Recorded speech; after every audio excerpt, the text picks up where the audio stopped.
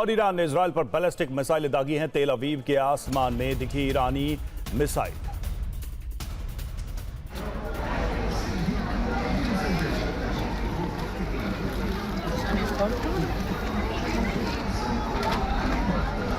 और इजरायली ठिकानों पर ईरान की भीषण बमबारी, भीषण हमला। ईरान ने तेल अवीव पर कई मिसाइलें दागी।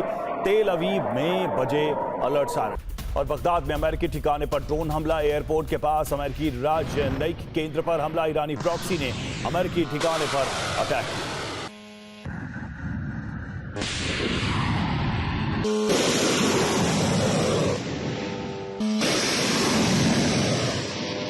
ईरान जंग पर अमेरिकी युद्ध विभाग का बयान। हमले आसमान पर दबदबा हमने बनाया।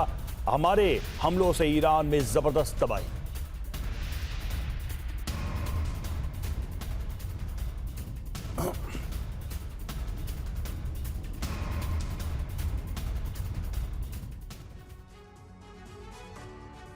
और पश्चिम एशिया में जारी बारूदी तबाही ने कई ईरानी शहरों को खंडहर में तब्दील कर दिया है।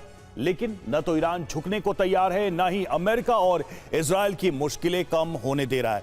इसलिए अब सवाल उठ रहा है कि आखिर ईरान अब भी इतना मजबूत कैसे है, उसकी ताकत अब तक बरकरार कैसे है, और क्या अमेरिका इजराइल जहां हमले कर रहे हैं वो ईरानी मिसाइलों के केंद्र हैं या नहीं। इस रिपोर्ट में देखिए ईरान की अखंड शक्ति का।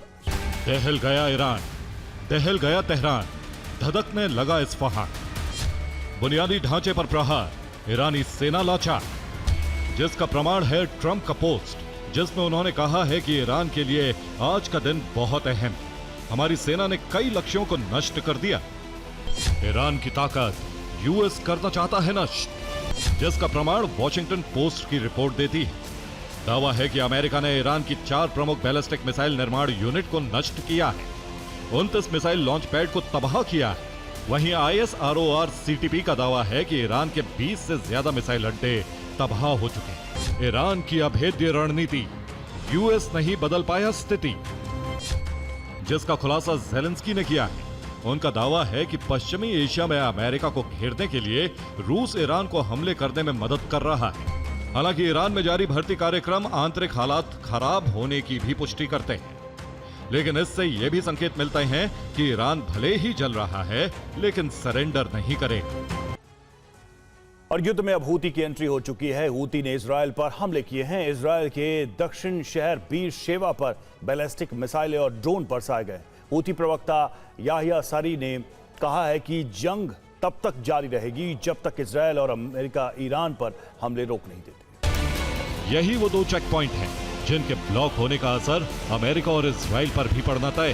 बाब अल मंदेब स्ट्रेट लाल सागर के दक्षिणी मुहाने पर है।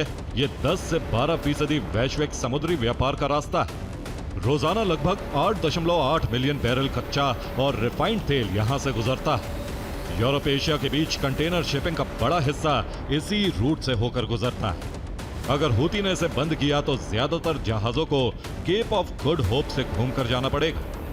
इससे यात्रा में 10 से 15 दिन का समय बढ़ जाएगा। ईंधन खर्च, इंश्योरेंस प्रीमियम का खर्च बढ़ जाएगा। इससे इलेक्ट्रॉनिक्स, कंज्यूमर गुड्स, खाने का सामान महंगा हो जाएगा। सप्लाई चेन बाधित होने से यूरोप और एशिया में महंगाई बढ़ जाएगी। रोजाना $10 बिलियन से ज्यादा के कारोबार को नुकसान होगा।